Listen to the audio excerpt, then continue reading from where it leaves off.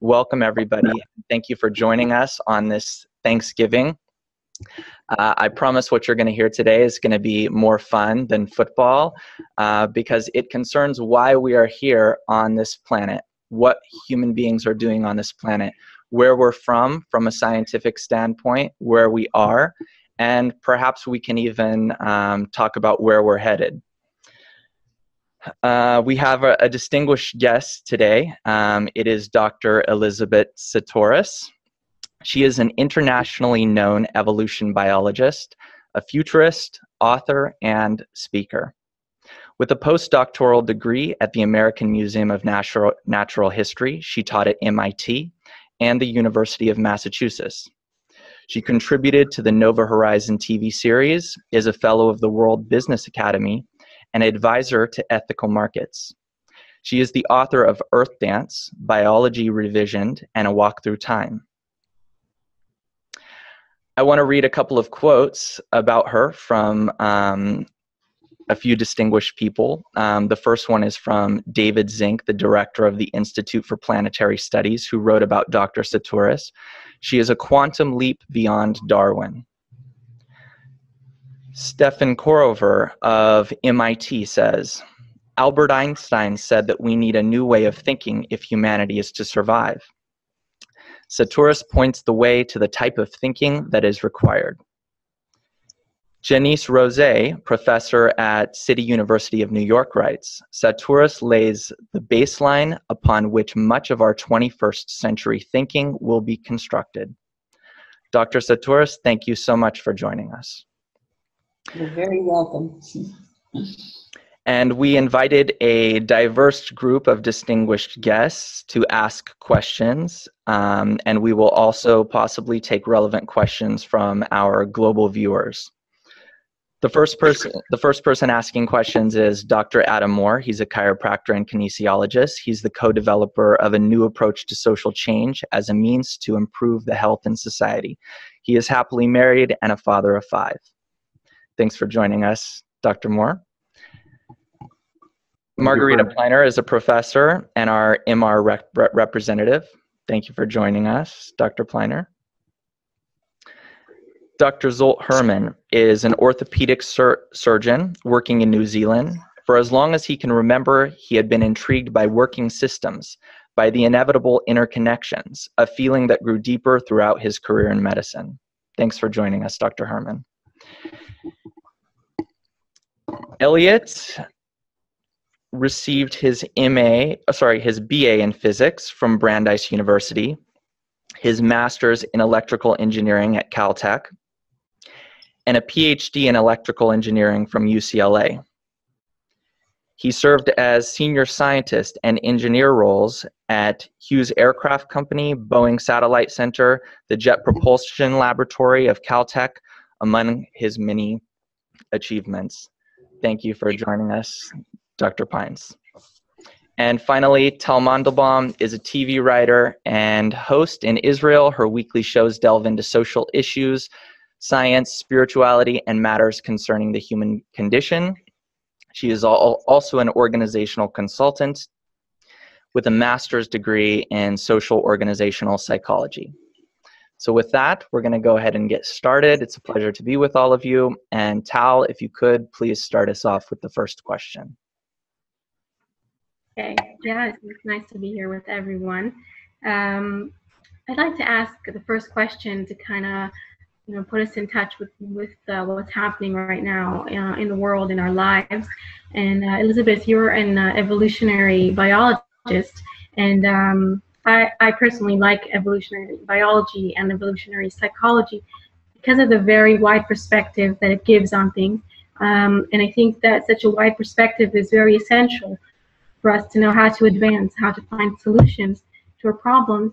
And we see that now, in this day and age, we are really in need of such solutions. We feel a lot of turbulence, a lot of uncertainty. There's very interesting phenomena happening. All these terrorist organizations with radical violence that are appearing, anti-Semitism on the rise, a lot of turbulence that we see in many places. And I was hoping that you could give us a little insight from your wide perspective of the process that we're all in as part of this natural system that we're part of, that you speak of, and to help us understand what actually are we going through, where are we heading, and where are we at this point in time, from your perspective. Thanks, Tal. That's a very good question. I was not satisfied with the way I was trained in evolution biology, because the Darwinian hypothesis seemed to me just wasn't going far enough. It just couldn't account for who we really were. I didn't like being defined as a self-centered person who only looked out for myself. And you know, this past half century has been hard for us to talk about things like community, but it was clear to me that there's just as much community in our bones and blood as there is looking out for number one. And so when I look back at evolution, I found that there was a lot more to it than what the Darwinian hypothesis says. The Darwinian hypothesis kind of fits with what Joseph Campbell says has been the main myth of many of our cultures, the hero's journey, the exciting, competitive, youthful, adventurous part of life. But it turns out that in evolution, species after species gets to a point where it's too expensive, energy expensive, to bump off all your competitors, and you start to negotiate and become more cooperative. And so just as our very highly evolved bodies of almost 100 trillion cells expand up until the adolescent phase, and then the body has to stabilize to go into mature cooperative mode. You can't have your cells making war on each other. When cells in fact behave in the Darwinian way, where they only look out for themselves and multiply as fast as possible and use up all the resources, we call it cancer. And so I looked all the way back to the very beginnings of biological evolution, where the bacteria were the first living creatures of our living planet, as I like to think it is, and had Earth to themselves for fully half of evolution, for almost 2 billion years. And they went through that very long, slow, youthful phase where they invented a lot of lifestyle, a lot of different wonderful technologies, including a worldwide web of DNA exchange and electrical motors and all kinds of things. But then after about 2 billion years, they actually moved into cooperative mode and built the only other kinds of cells ever to evolve on Earth, the nucleated cells that we are made of. Now, to me, this is the most important part of evolution, and it's the part that's skimmed over in schools as the sludge, you know, when nothing was happening. On the contrary, everything important had already happened with these pioneer bacteria who moved through this Darwinian competitive mode into the mature cooperative mode, where they all gave up some of their DNA to this central library called the nucleus, and they thereby bound themselves to living in community forever after. Now, the important thing to see is that while that was the fruit of mature cooperation, it was a new entity on the planet. And therefore, in the cyclical world, it had to go through its own youth. And it took those nucleated cells another 1 billion years before they formed their cooperatives, by which time they'd done countless kinds of lifestyles and fascinating things. But then they developed the multi-celled creature. Those two are the biggest steps that ever happened in evolution. And it's quite simple when you see it this way, because now we are part of multi-celled creatures. And you know, everybody knows from their biology class about the things forming in the sea and then coming onto land and the flowers blooming, and, you know, all of that part of evolution is what we've taught for a long time. But now let's go fast forward to humans. Humanity at the tribal level actually went through this same youthful phase and then started to cooperate in building the first cities. And it's fascinating that when you look at human cities from the air nowadays, whether by night or by day, they look exactly like nucleated cells on a substrate. Cities are natural entities. They start small and they grow.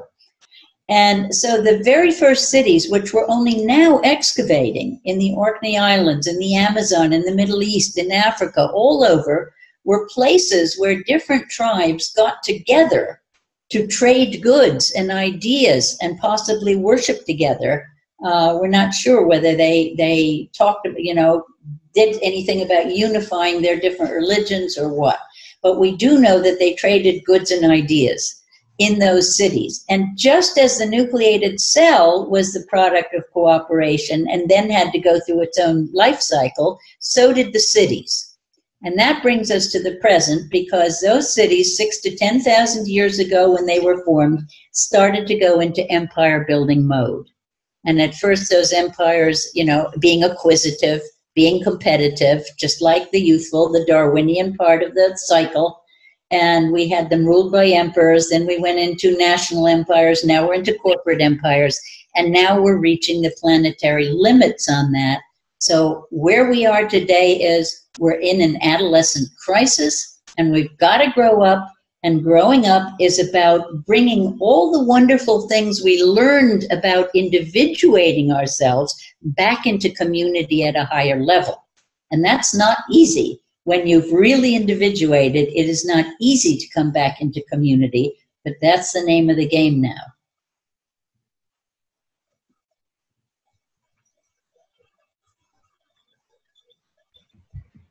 So if anybody else doesn't want to ask, I'll ask another question. Elisabet, why do you think things are getting so extreme nowadays? I mean, it seems that the more we advance, the more extreme and quicker things are happening. Do you think it's the system's way of pushing us to find the solution? Yes, thank you for reminding me that your initial question was about all the chaos that's going on now. When a system is organized, it can't do it when you can't change its rigid structures. It has to go into chaos so that it starts to fall apart, to dissolve in order to build new things.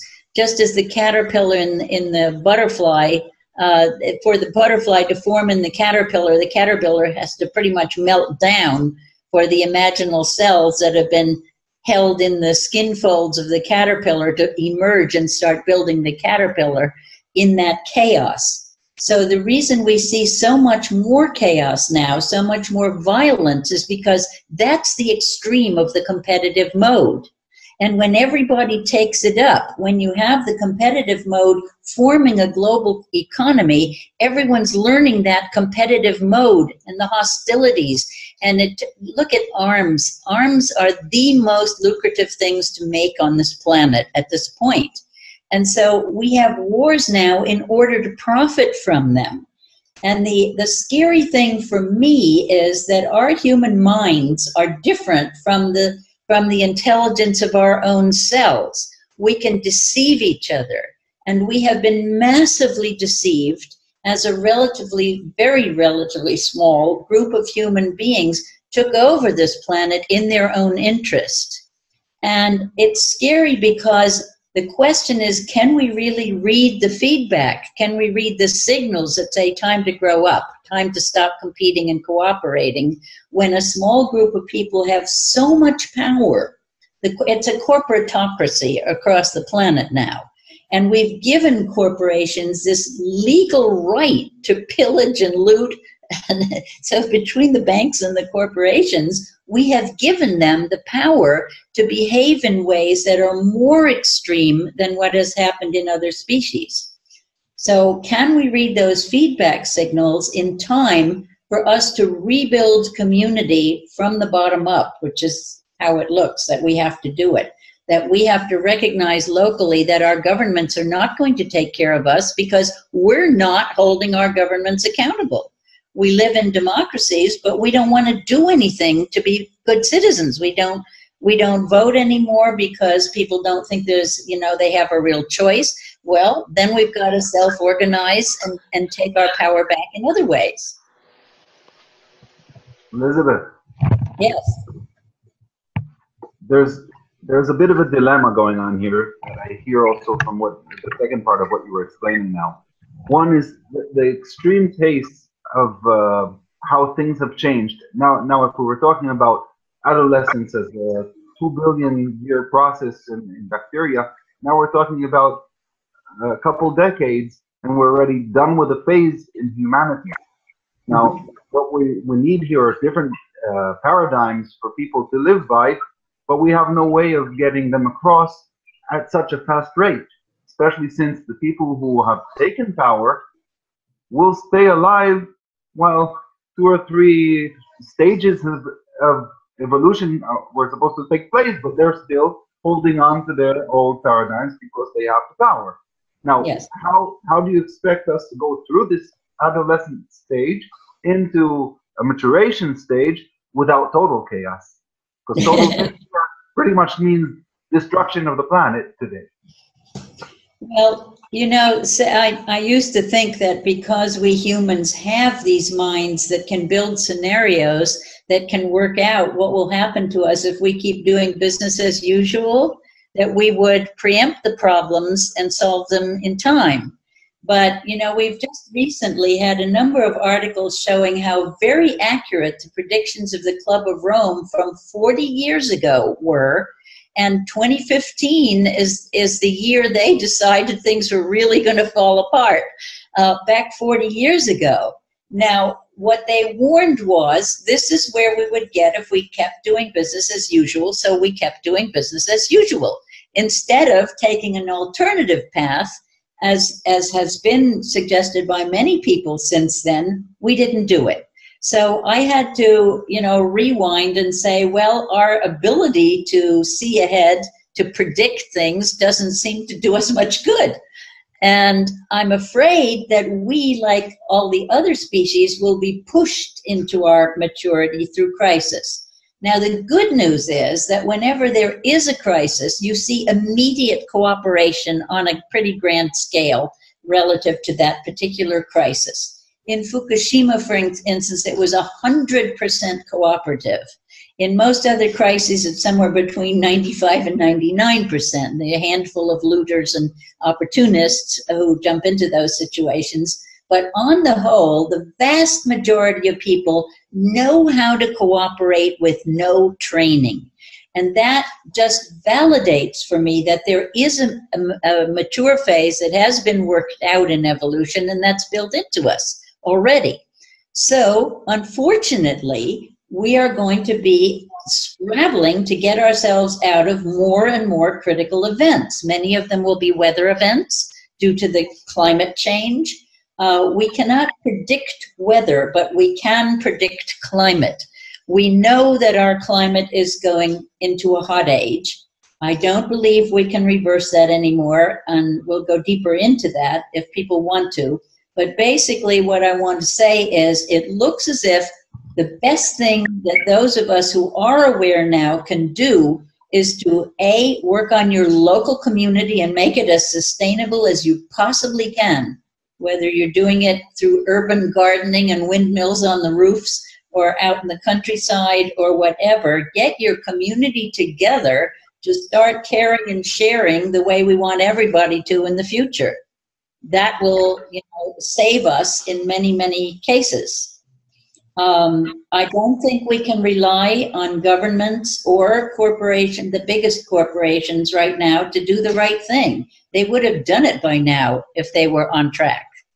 I work with people like that. I talk to them. I don't write anybody off, if I can get a conversation going with them.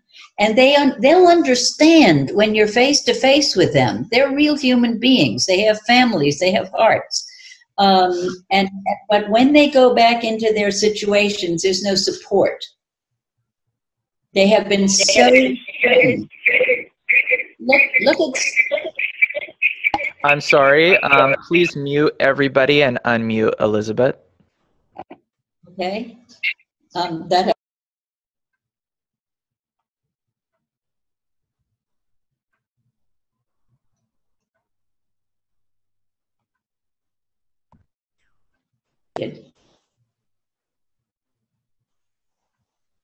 I seem to be the only one who can be heard. Do you want me to talk more?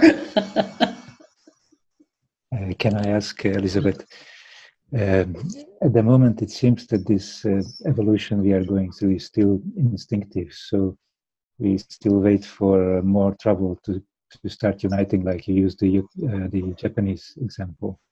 But in your videos, you are talking about cosmic consciousness as if there was some kind of a possibility we could tap into and maybe avoid these calamities. So can you elaborate on that? How we may access this cosmic consciousness? You even mentioned that that was even before the material evolution started. So that really excited me when I heard it, and I would like to ask you to. So maybe how could we use this cosmic consciousness to avoid even greater crisis before we start changing? Well, I'm glad you asked that question too. I'm not sure whether I should try to talk about the present wave of awareness growing among humans, that there is a oneness, that we are all interwoven, that we cannot escape our interconnectedness, our interdependence. And that's why I get nervous whenever I see some group proposing that in the future what we most want is individual freedom and individual rights, because we must start to focus on our oneness with each other, which means community, and not my way or the highway or me first. Or in one case, I think in the Thrive movement, they talk about your first rule is no one can take anything away from me. That to me is old school. That's competitive mode. And when I think of examples such as the Sarvodaya movement in Sri Lanka, where 15,000 villages have been organized on principles of inner peace and generosity toward each other, what we can give, what we can do for others that then comes back to us, I would put my eggs in that basket. I'd rather go with the Sarvodaya movement, than a movement that strikes me as libertarian and too focused on individual possessions and rights and stuff. So what about our responsibilities to each other? How do we make those happen? How do we behave more like the cells in our own bodies, which are all giving and none are in need? When your body is healthy, it's full employment. And yet it's tremendous diversity. It's not everybody being put into the same mode and doing the same things. It's not unisex, it's not unicell. It's very creative and diverse. And there's a balance between meeting the needs of the individual and meeting the needs of the community. There must always be that awareness of individuals within ever larger holons, as Arthur Koestler called them long ago, and Ken Wilber also took that up, as did I. That idea that your liver cells have to negotiate with their individual interest with the interest of the liver as a whole, and the liver as a whole, its needs with the rest of the system. And so the whole body has to work. It cannot work at the expense of some of the cells. So we can see right away a global economy that only works for a few is impossible as a living system. It cannot be healthy. So we need to look into this consciousness movement in order to get ourselves to recognize that we are part of a vast universe that's alive, that's not running down the way you've been told by science. It's not running down by entropy. It wasn't just one linear Big Bang. It is a two-way system of radiation and gravitation in a conscious universe, a living universe. And so that's where the consciousness comes in. Everybody who practices consciousness through meditation and so forth discovers that by going inward, you can connect to the whole. You can directly experience your connection with the entire universe. And so it's very, very important what you're saying, this consciousness movement. And let's go on to another question. Oh, may I follow on that? Elliot, I think you have a question. Yes. Actually, to follow up on many things you said, including mentioning holons and subholes, in involving chaos, we see that the basis of it is what's called fractal in pieces. The function structure in that, and in fact, down even to the quantum level, chaos interacts with everything. There seems to be a disturbance that takes a system, breaks it up, it endangers it, but on the other hand, allows it to go to a more optimal situation, as you said. In addition, another discovery, one of the early researchers in chaos theory in Santa Cruz, was that in fact it represents a communication between different scales of magnitude. We see this in the human body, in the human heart, etc. Do you see any advantage in that as far as group, subgroup interaction and communicating actually with the cancers at different, the endangering cancers at different level, whether the dangers of corporation and selfishness in our human world as well as the microscopic world of physical cancers? Somehow that we can use that system to communicate or interact in some way, actually reason with it, if you will. Well, you know, I like to distinguish between communion and communication. Communion is direct transmission of information. It's what our cells do. Our cells don't have a language the way we humans do. They don't communicate through a language. We humans can do both of these things. Indigenous people in some tribes, for instance, a very interesting book people could look for is a book called Amazon Beaming, where Lauren McIntyre, a well-known National Geographic photographer, went down in a small plane and ended up alone with a tribe whose language he didn't know. And so he couldn't communicate with them. And long story short, he learned from them how to commune, how to transmit quite detailed information directly mind to mind. And they would go back and forth using both systems. They didn't talk a whole lot, but they did use language at times. Now, one of the problems with our human construction of languages is that it made it possible for us to deceive each other. I touched on that earlier, but this is very important. One of my new heroes is Robert David Steele, who has written a book called The Open Source Everything Manifesto. And basically, Robert, who was a CIA spy trainer, who knows the whole spying world inside out, and said all the money spent on getting secret information is completely useless. They never even relate it to all the information that's freely available. And so it's not good for leaders to use in strategy, and you don't get good information torturing people to begin with.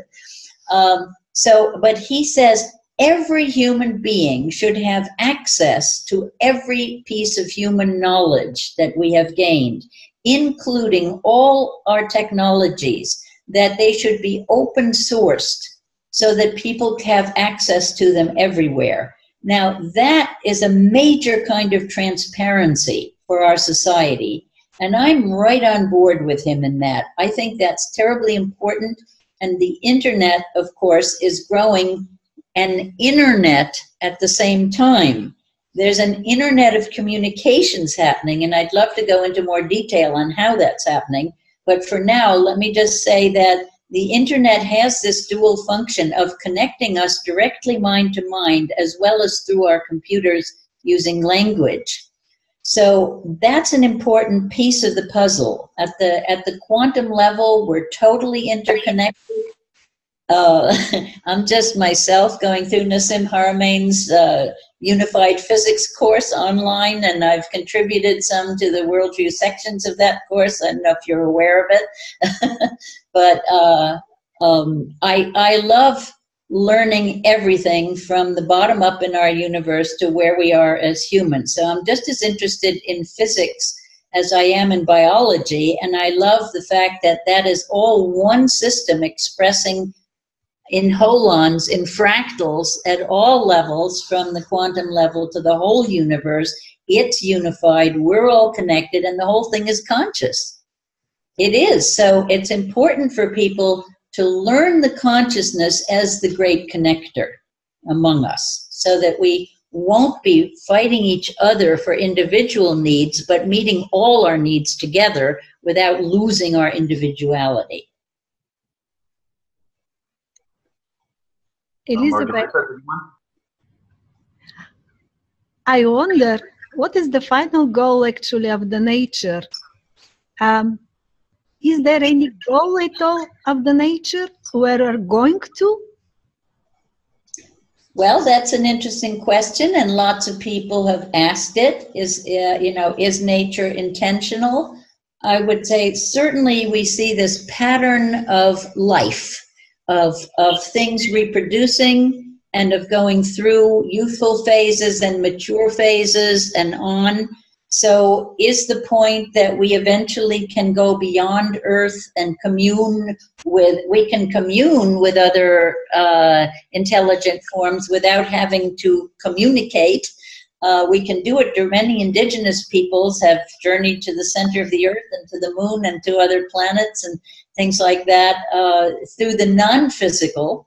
And we can also do it through the physical when we get the right technology. So that one possible answer would be that we are star seed now, and we will seed other planets around other stars.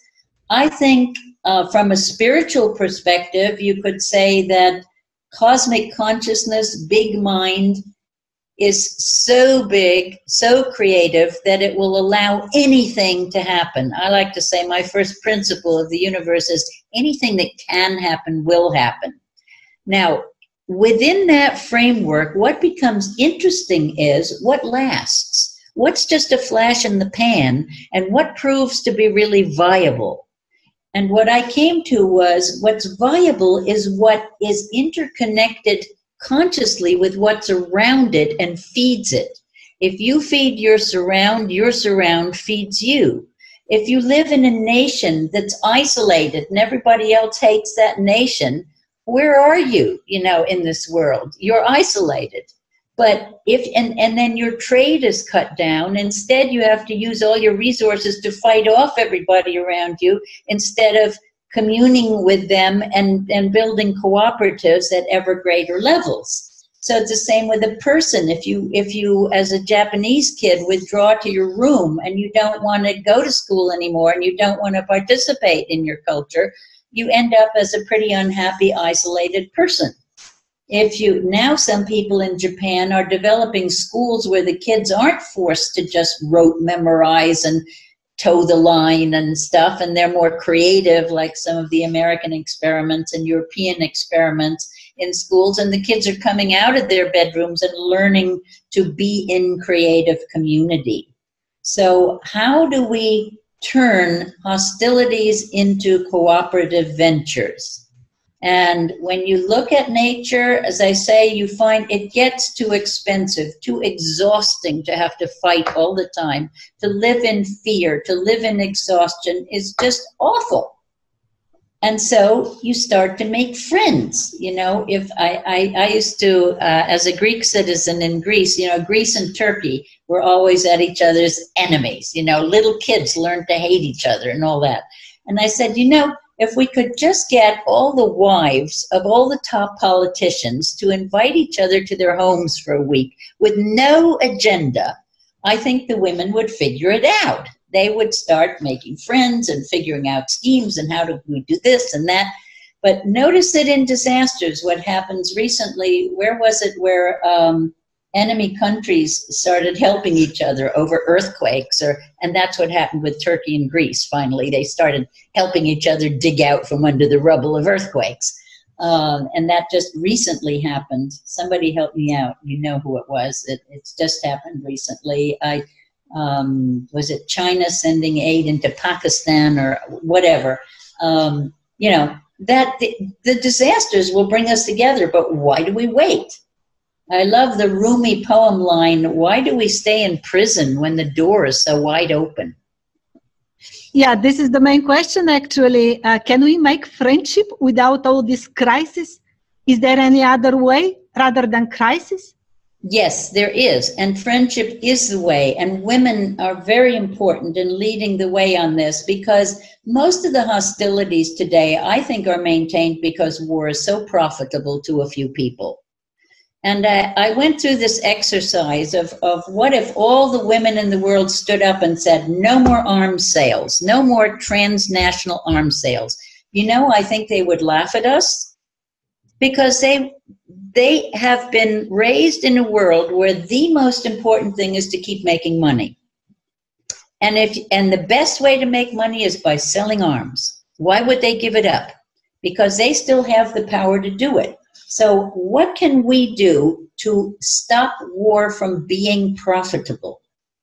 That's the kind of challenge we have to face. How can we just undermine their incentives? Or do we have to wait for their financial system to crash so that they won't be able to sell them anymore? Or can we do something to at least educate children to understand that war, many of the conflicts are manufactured in the interests of those who sell the weapons. Do we really hate each other as much as we claim to underneath? You know, let me take ISIS as an example. What happened with ISIS? Saddam Hussein gets overthrown by the Americans, and then they set up a whole new regime. And at the stroke of a pen, they unemploy 300,000 highly trained men who are supporting families. These are middle-class people on the whole, middle and working class people who have a lot of weapons, who have been highly trained by the Americans, and who are suddenly told not only you don't have a job anymore because we've disbanded the army, but you can't have a job in the new administration. That, my dear, is the source of ISIS. It isn't some evil thing that came out of the woodwork. It's angry people who had no other way to make a living and went out into the desert and started recruiting on whatever hate banner enabled them to recruit. But we have to get clear on why wars are being fought. They're not as much about our human differences as they are about the profitability of an adolescent Darwinian system. I agree with you 100% that this is the problem. But if you look at the time in 73, when Americans got up and said we're not willing to support this war in Vietnam anymore, and eventually they put enough pressure where the government collapsed and said no, we can't do this, we can't fight Vietnam anymore. So they stopped the war. But this is to say that the imaginary cells from your analogy about the butterfly, that the imaginary cells have been around for the last 40 years, saying, you know, it's time for the new stage of evolution. But then the people who are still holding on to the wand of power are killing the imaginary cells and managing to hold us back on this stage of evolution. Yes. So what do we do? Or maybe are we waking up as imaginary cells before the crisis? Maybe we're supposed to wait a little further before we wake up. Well, that's why I say the first order of business is to bring our communities together to make them as self-sufficient as possible. Because if we can produce our basic energy, and you know, wind and solar energy is a free resource. It doesn't cost anything. You don't have to buy it out of the air, and you don't have to spend any money protecting it from other people who might take it away from you. You know, oil is very expensive in that way. It's extremely expensive to extract it, and then you have to protect it, you know, to own it. And solar and wind energy we can make anywhere. And any sensible country will start, you know, building the infrastructure now for those, to do that. Because the more self-sufficient our communities become, the more we can withdraw our support from that system that doesn't work anymore, from the caterpillar. The more we can move into butterfly mode if we're not dependent on their ATM machines, for instance. In New Zealand, families, 4 to 20 families, get together, and instead of putting their money in banks, they pool it into their own money pool. And then they lend it to each other, and they discovered that building a house from scratch costs much less than buying a house on a mortgage from a bank that's already built. And then as people pay back their loans into the pool, they pay half of it back into the pool and keep half of what they're making for themselves so that they don't go broke in the meantime. So there are many creative ways that people are developing alternative currencies or using the regular currency in these money pools. The whole big alternative money system movement worldwide is growing. So anything that will help us take care of each other so that we don't need the stuff the big corporations are offering us permits us to withdraw our support from them. And we can recruit. I tell young people, find out where the children of the rich are going to school and get them on your side. I said this in Brazil, and they said we already have 3 inheritances promised to us. There's a lot going on at grassroots that the main media, which is largely owned by the corporatocracy, doesn't tell us how much good stuff is going on. But if you go to Yes Magazine or to the right websites and stuff, you will find out that there's a tremendous amount of going on in the self-sufficiency movement. I'd like to add you were saying. That's all right. I think that we were speaking about ISIS, Elisabet. I think that besides the lack of financial means that perhaps people have, there's another reason that people are so drawn today to such organizations, which is basically a lack of meaning. And we hear amazing stories about young people from Europe, from the United States, from many places, from London, educated people who are finding themselves joining these radical organizations. And it's not because they don't have money or because they don't have material things. It's because they have an inner void and a need to belong to something bigger, a greater cause. And I think it's like the negative side of what you're talking about, this new stage of like unity consciousness that wants to emerge. And perhaps I'd like to hear what you think about it. Perhaps what's missing is the positive. The positive structures, the educational structures or thinking or communities that aren't necessarily physical, but in terms of ideas that will fill these people with the feeling that they have meaning, that they have structure, that they belong to something good. Well, if you understand what I mean, it's not just the money, it's also we lack an understanding of what's actually missing in our lives. You're so very right about that. And if you look at what are young people exposed to on the internet, they're playing war games, they're seeing movies, war movies, they're seeing competition, grisly competition like the Hunger Games that becomes a fad that 6-year-olds watch. There's to make sport out of young people killing each other by showing Hollywood's movie, The Hunger Games, and then wonder why they go sign up with ISIS. Yes, they need more meaning, and our communities have been essentially destroyed. We've been taught to drive our individual cars and watch our individual screens, and now have our faces glued to our individual iPads and iPads, right? And where is the community? Where is the communion? Where is the larger sense of meaning? That humans have never before been isolated the way they are today. Indigenous communities, the worst punishment they could mete out to someone was to act as if they didn't exist, to drive them out of community while they were still among people. It was like a death sentence to isolate someone that way. And that's how I see these kids. Somebody across the world says, here's a cause, here's a glorious afterlife, whatever. You run to that because you don't have it at home. You are absolutely right about that. So how do we build community? How do we educate our young not to be playing war games but to, you know, be designing the future and to start living the future now. I'm going to be teaching a course at Schumacher College in March called Living the Future Now, and show young people how if you now start treating people the way you want them to treat each other in the future, you become a teacher of that. And if you eat the food you think people should eat in the future, maybe you don't want Monsanto food anymore and you're going for whatever will keep your gut bacteria healthy and happy. And if you take care of your body the way you want people to do that in the future, and then look around at the things that the older generations have done that you don't like all that warfare and competition, and don't do it.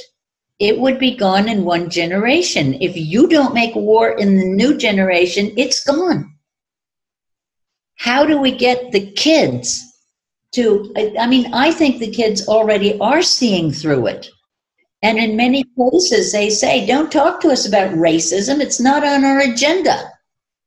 You know, it's not there. A lot of us have about 6 to 65 ethnicities in us, right? We've done a lot of mixing and matching in the world. That's great because of all the transportation we've had and the wars that have left people behind in each other's countries and the refugees and all that. We have mixed ourselves up, and I think racism will die out for the simple reason that, you know, we don't know who's who anymore anyway.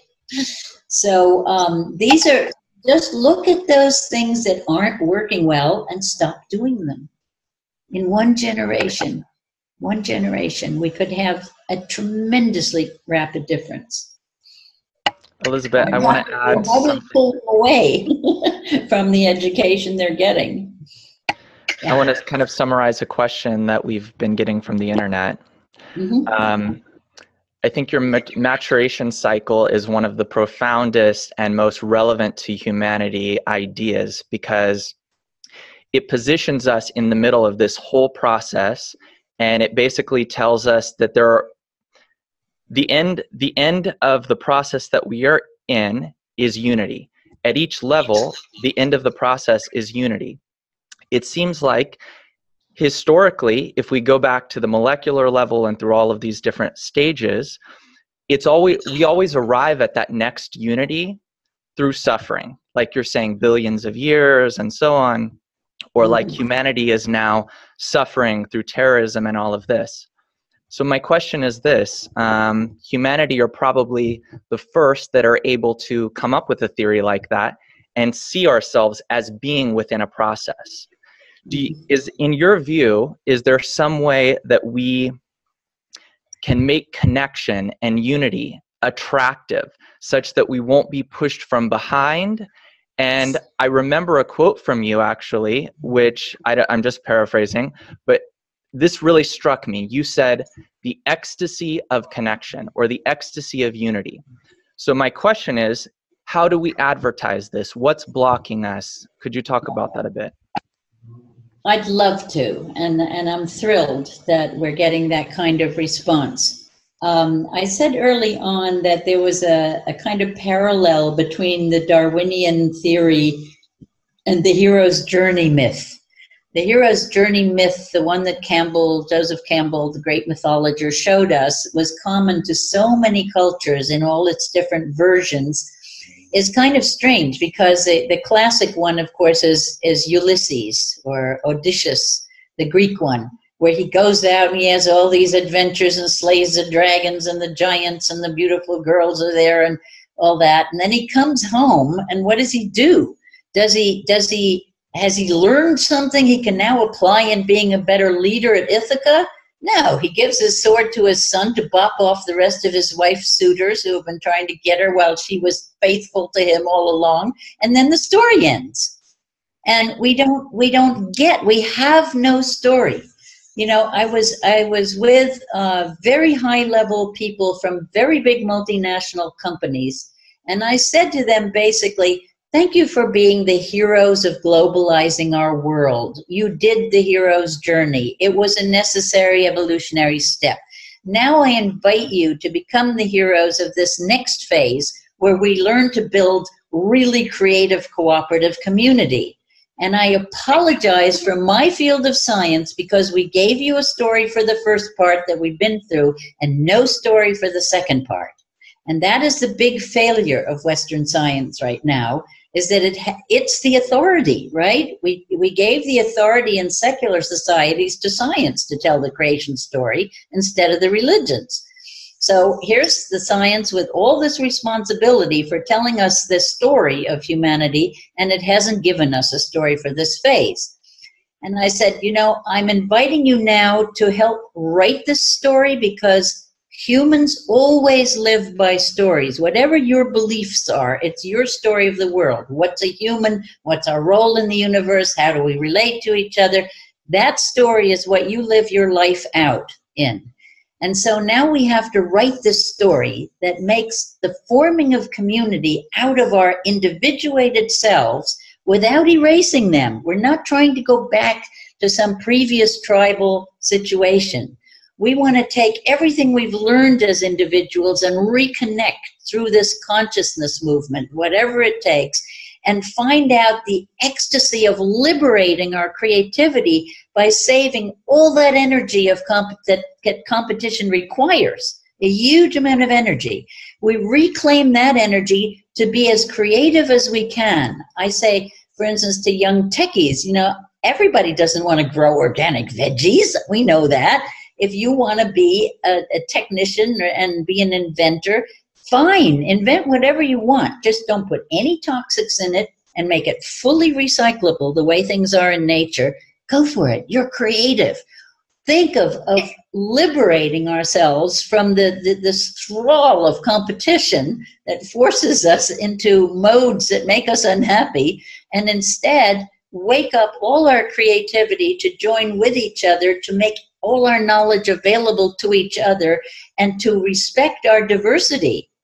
To see what happens when I take this idea and I bounce it off my Aboriginal brothers in Australia, and, you know, how do they see it and how will they reframe it? And so I started talking about the ecstasy of forming this kind of community. It's got to be sexy. It's got to be seductive and inviting for us to do it. So think about helping to construct that kind of a new story for the next phase. I'd like to ask a question just on that. Do you see it's taking that one step further, freeing our individual creativity to join together, share knowledge, about the next step of actually, as you would, forming a human neural network that connects, and then separate brain cells, we now become one single brain of exponentially greater power. The importance of connectivity, just gathering one is one in groups and interrelating that you or me and I am you, to that extent that we can grow that, where we will solve, as Einstein said, we need a capability, at least an order of magnitude, greater than the problems we create in order to solve them. Perhaps that's the key evolution offers us. What would be your feelings on that? Absolutely. Oh, yes. I mean, just imagine a global society that freed us from hunger to start with, where everybody has clean water. And by the way, the last time I was with these high-level corporate people, and I said, Malala was there, the young girl from Pakistan who insisted on her right to go to school. And she now has the Nobel Peace Prize. And this meeting was right there in Norway, in Oslo, in the Great Hall, where she later got the Peace Prize. And she had spoken to these corporate executives and board members. And so I said, I happened to have gotten kind of the last word in the conference, saying, when Malala gets all these children into school, what is it they're going to learn there? What stories are they going to be told? That's what matters. Are they going to get a story about the ecstasy of forming true community? And then Lord Brown, who used to be head of British Petroleum, BP, he closed the thing because he's the president of this organization. And his very last line was, and I love Elisabet's concept of ecstatic community, which was just great because it came through his mouth now, and his colleagues can hear him better than they can hear me. So I'm thrilled if my messages get out there and people use them. And, that's what it's about. We have to get excited about this future. And it has to be a lot more fun than bopping each other over the head with clubs. So we are at the hour mark, a little bit over actually. But we want to end with a roundtable question. And I would like Elisabet to actually continue what you were just saying.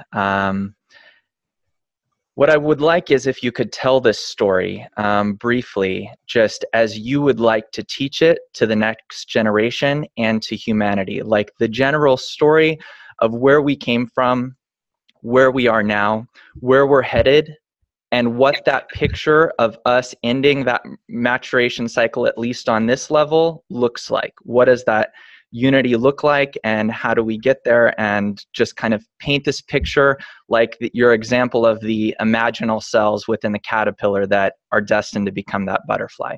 So please, first Elisabet, and then the panelists, please continue. Okay, I don't want to paint the whole picture. I don't want to try to sing the whole song, but the principles, the framework for the story are there. The reason I became a deep pastist, which meant looking into evolution biology and cosmic history, was because if you know where you've come from, you have a better sense of what's possible for the future. But that future is going to be as rich as the number of creative individuals who are going to come up with their own aspects of it. So what we definitely know is we're going to be in a mature phase, which means we're going to be treating each other a whole lot better than we have been if we get the world that we want. And we will get it insofar as how many people will start to live that future now, right now, to just with every interaction with someone else be thinking, how can I make them feel good? What's a little thing I can do today for somebody? You know, what's a healthy food I can eat? What's a favor I can do to my body?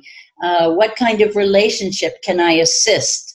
What can I do to help somebody else help themselves? Not as a charity donation.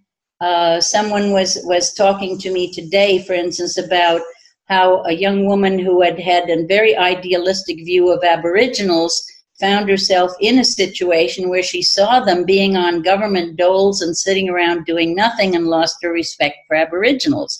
Well, when you take away people's community and you take away their livelihood and everything else, and then you feed them cheap alcohol because the stores that they shop in only have junk food and drugs, basically, and then you cannot blame them for how they respond to that.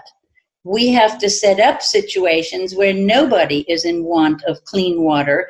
And if you look around the internet, you will find so many simple technological solutions. Wonderful things like, you know, filling jugs with water and putting them in a hole in the ceiling and sunlight streams into a room that was dark before. There are a gazillion things people are thinking up that are easy to do and can be spread through the internet and through people traveling to other places. So start living that story of the future. That's how it comes about. And then everybody can play creatively. As I say, no toxins, full recycling, and weaving community, learning love is the deepest nature of the universe. We were meant to love each other. We were meant to have a good time on this extremely bountiful planet. And there is enough for all of us. There is. So we're not going to get utopia. We're not going to get perfection. But a lot of people are going to learn to live in the right ways, and that will blossom and flower. And I just want to urge everybody to do something that makes your own heart sing. Don't try to make yourself do something you think you're supposed to do. Figure out what makes your heart sing. What aspect of that? Do you like growing flowers? Do you like teaching the story? Do you like singing? Do you know, whatever it is, you won't be an attractor if you're not having fun doing it. So why do you stay in prison when the door is so wide open? Well, to continue, Elisabet, I like the idea that the structure is already there. That we need to get the players lined up, ready to do each one his uniqueness in order to make the system work. So, in my vision, I see the text sitting and solving the whole problem of war by creating the video games so the kids create together the wisdom of the masses, which we know through research that the wisdom of the masses is the way to get the highest level of knowledge, gathering all the minds together into one collective, using this oneness that you've been talking about. If we use all our texts, artists, celebs, put them all together in order to create this kind of world that if a kid already dives into a screen in order to supposedly separate himself, it's in order to better his environment by the game. He's adding into the game a new vision of the future, another aspect, another little invention that will better mankind in one way or another. Basically, everyone has to take a part in being part of this creation. And in order to do that, it has to be from games, from songs, from art. It has to be done from where people draw their aspirations, from where they get thrilled about something. They see the picture that says, here, it's your future vision. That's the problem that happened with the scientists not being able to give the continuation of the picture. They didn't have the vision because they're researching what was or what is right now. We need the people who have been able to create throughout the ages to show us the next stage. And I'll continue, Adam, that second part of the picture that scientists can give us can easily go viral. A video like this could reach millions of people suddenly because we have that technology now. And I think that it could be an assister in bringing all of humanity from, to use an example from Elisabet earlier, to bring humanity from the level of communication to communion, where we really can be like this one body, this one organism, where we're not, everybody can do what's creative to them, but we can be different, but we can be united. Great, exactly. Okay, I'd like to add to what you guys are saying. I see the future as a future which is an end to loneliness, where we no longer feel separate. We feel that we are part of, as you said, a living whole, a living world, organism, system, and we feel that we are important and that we have something important to give and to do, and together we fill our hearts and our time and our lives with things that matter and not with material things. And so that saves us from all the pollution and just the things that we don't need, that don't serve us. We let go of what doesn't serve us anymore. And I feel that this can happen through education, through giving the right alternative in means of thought and ideas and how we see other people. These are things that need to be educated towards. We need to create the platforms and the courses and the media that will help people think this way and move in this direction, because obviously it won't just happen on its own. And I loved Elisabet's message about the role of women in this change, and I want to share with you guys that just as we were having this conversation, there was a big gathering of women here in Israel that came together today. Hundreds of women from all over Israel came together to sit in circles and create this unity and this movement towards positive change in our society. And so I was supposed to be there, but I'm so very happy that I was here, because I feel that it's all part of this one process that wants to take place. And I'm so glad that there are all these wonderful people who want to do that together. If I could maybe pop in on that too, I think it's fantastic that people, there's an upswelling of urgency between people to come together, to join together for this. As well, one sees that, what Elisabet said about the prison doors open, why don't you walk out? I mean, the power of the wisdom of the crowd, what we're able to do, what we're able to grow into if we'd only embrace each other, a love over hatred, that hatred turning into a respect of, under control of love, turning into just a respect of difference, and those differences becoming respected to the point where they become individual organs in a greater system, where we become that very individuality is the key to our whole community.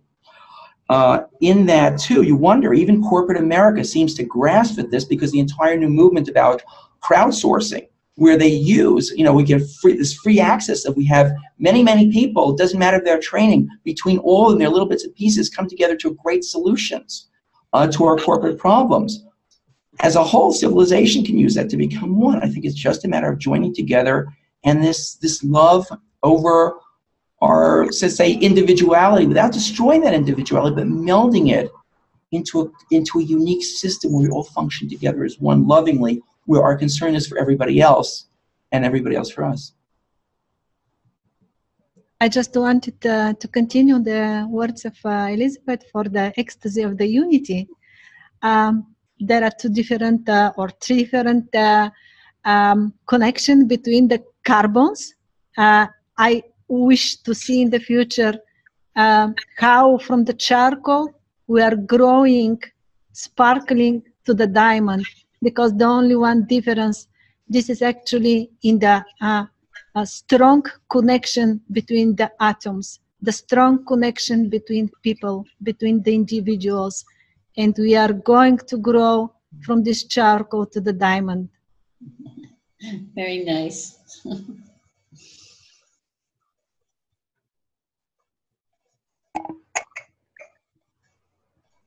All right. Anybody else want to add? If not, I'd like to give Elisabet the last word, if you would like, and we'll close. Well, I'm thinking of another poem, this time from Hafiz, and it's kind of how economics works in nature. It goes, "Never once in all this time has the sun said to Earth, 'Earth, you owe me.' Look what happens with a love like that. It lights up the whole sky." So I want to leave you with love for all of you who were on board tonight on this lovely little ship. And thank you, Jenny and the crew, for putting this together, this round table. And trust your hearts. Trust your hearts to know what to do, and work on the story that you tell yourself and that you tell other people, because there is no payoff in pessimism. If you're an optimist, you'll have a lot more fun. And it's a choice to be one or the other. Notice that in some of the worst situations humans are in, we have seen the greatest shine of optimism. And it gets us through. It's what makes us humans. We can do this thing, so let's just do it. Thank you so much, Elisabet. Thank you to all our panelists, and thank you to our global viewers for joining us, and have a great Thanksgiving. Thank you for being with us. Bye, everyone. Thank you very much. Bye, everybody.